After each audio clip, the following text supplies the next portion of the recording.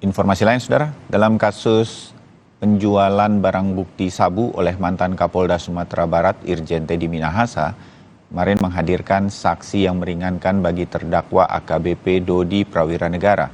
Saksi bagi AKBP Dodi adalah mantan Kapolres Bukit Tinggi, atau kemarin dihadirkan dalam persidangan adalah istri dan ayahnya, yang juga mantan anggota polisi berpangkat Inspektur Jenderal.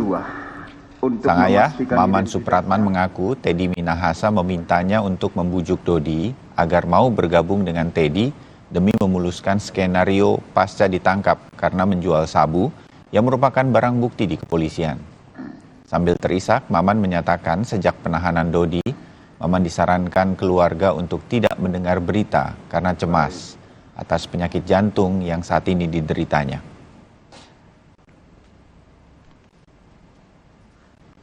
Saya dapat informasi dari anak saya bahwa Pak, nanti ada Teddy Minahasa akan telepon. Ya, saya bilang itu.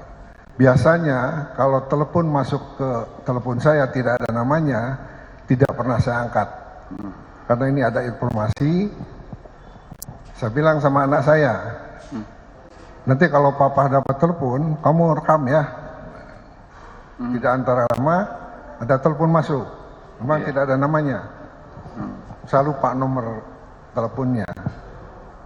Saya bilang dari mana nih?